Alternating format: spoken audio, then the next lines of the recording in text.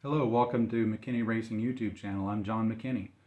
I'm sitting in the garage right now with my 77 Camaro that I bought in 1999 with the hopes of going drag racing, which is what I've done with this car from day one. First pass I made down the track was 13-17, which didn't blow my hair back, but I was out on the track, I was racing, and that started the journey to where I am now, where the car, before I blew the motor up, was running 1030s, 650s in the 8th. Very consistently. The motor that was in here when it blew up was a 383 14-to-1 compression on E85. Great motor, served me well, 400 passes. It did its job, doesn't owe me any favors. I kindly just put it in the quarter and let it rest there peacefully because, pretty happy about what that motor did for me. So looking ahead, now I've got a 496 big block that I'm building for this car, and I hope to push it into the 9s. So that means I'm going to convert my roll bar to a roll cage. I'm also upgrading the front suspension with TRZ Motorsports tubular control arms. I've got Strange Engineering Evolution 4 brakes for the front.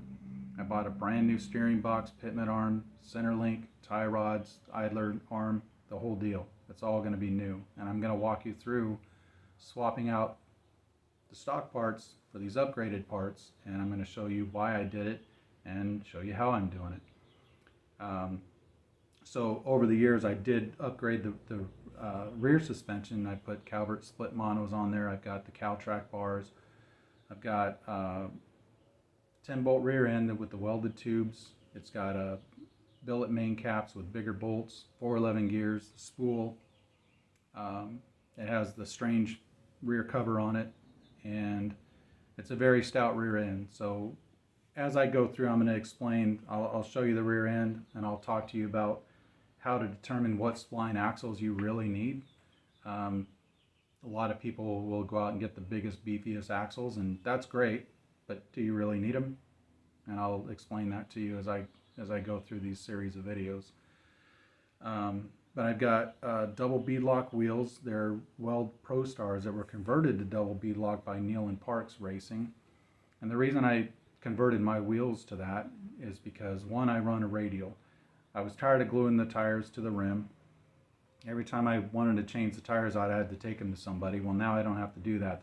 The beads are locked on with these double bead locks, and I can change them in my garage or in the pits in 10 minutes. So that's huge. And I mean, you can't knock the consistency. It's on point. So that was a worthy investment.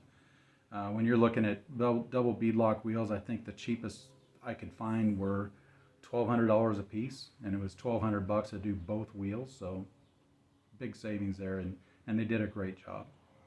I've got a chromoly drive shaft, and I just moved over to a Transmission Specialties Power Glide with a 180 straight cut gear in it.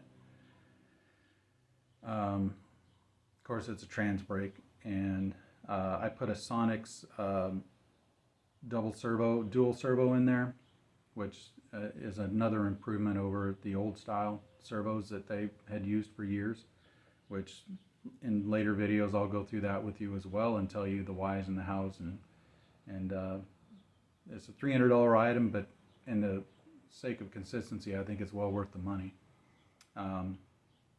I'm going to be putting fiberglass doors on the car, fiberglass front end, which I have to learn how to do because I've never done that before, so you can watch me make my mistakes and hopefully avoid that if you decide to do it. I'm going to cut the cowl boxes off the firewall to make room for side exit headers. I'm on the fence whether I'm going to do that or not, but at least I'm going to give myself the option of doing that and then save about 20 pounds on the car. And on that note, I've seen a lot of people do it, but nobody really talks about how they did it, and they don't really go through and show you anything. I mean, I've scoured the internet for that.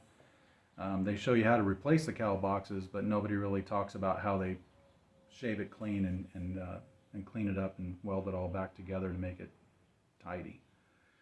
So follow along. I'm going to make a bunch of videos hopefully, and I hope that you can follow along with me and learn something.